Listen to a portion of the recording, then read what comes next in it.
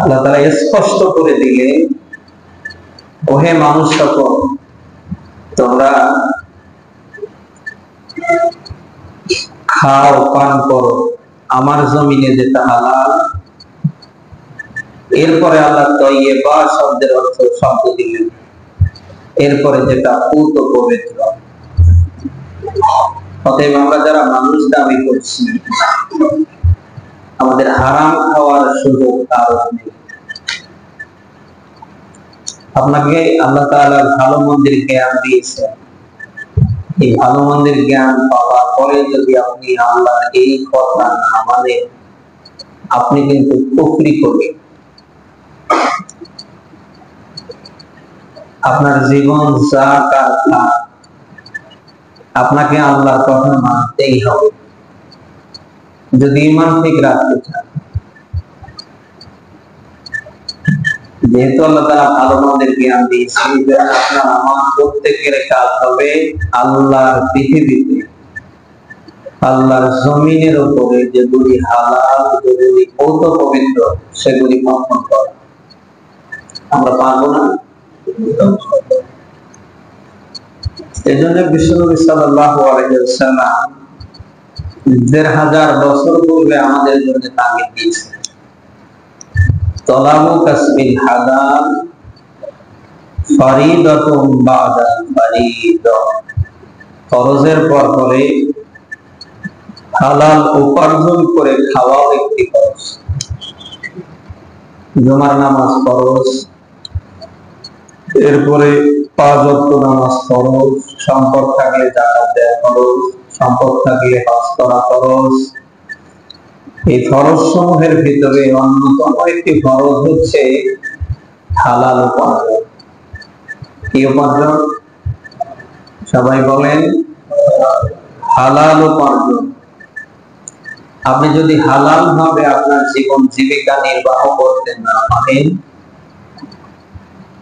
আপনি দুনিয়ায় যত ভালো কাজই করেন না কেন, তা মাথার উপরে উঠে না, সামনে পড়বে না। এদেশে অনেক মানুষ আছে ৫ ওয়াক্ত নামাজের ১ ওয়াক্ত ছাড়ে, রমজান মাসে রোজা দেয় না, তাহাজ্জুদ ইশরাক কামাবি, দেখলে মনে হয় জান্নাত থেকে পানি এসেছে। আমি দৃষ্টি আকর্ষণ করছি, একটা বার ওই লোকটার জীবনে একটু টান দিয়ে দাঁড় করা,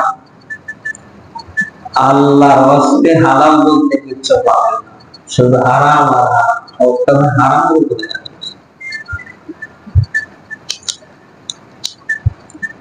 আল্লাহ নিজে পূত পবিত্র, তিনি পূত পবিত্রতাকে কি করেন?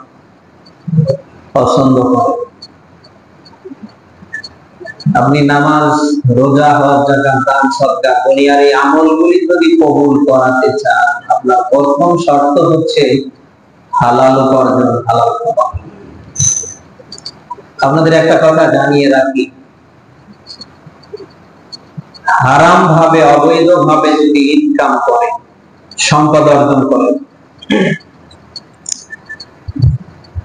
আপনি সহ আপনার নেক্সট প্রজন্ম যারা আছে তাদেরকে যদি খাওয়ান,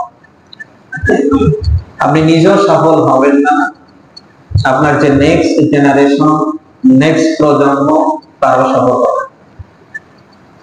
এদেশে অনেক মানুষ আছে হারাম টাকা দিয়ে মসজিদ বানিয়ে দেয়, হারাম টাকা দিয়ে কত কিছু করছে। হারামের অর্জিত অর্থ দিয়ে আপনি যত কিছুই করেন না কেন, এটা আল্লাহ নেয় না, সামনে নেবে নেবে। এই জন্য নামাজ, রোজা, হজ, যাকাত, এক কথায় ফরজ সমূহের পর পরে অন্যতম আরেকটি ফরজ হচ্ছে হালাল উপার্জন। বিশ্বনবী সাল্লাল্লাহু আলাইহি ওয়াসাল্লাম তাগিদ দিয়েছেন, তলাবু কাসবিল হালাল ফরিদাতুন বা'দা ফরিদা। ফরজ সমূহের পর পরে আরেকটি অন্যতম ফরজ হচ্ছে হালাল উপার্জন। অতএব যারা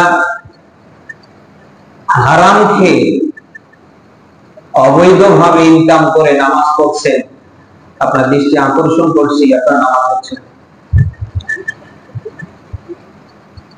যারা রমজান মাসে রোজা রেখে এসেছেন, আপনার রোজা হয়নি, কারণ ইবাদত কবুল হবার যত মাধ্যম, যত শর্ত, অন্যতম মাধ্যম, অন্যতম শর্ত হচ্ছে হালাল খাবার।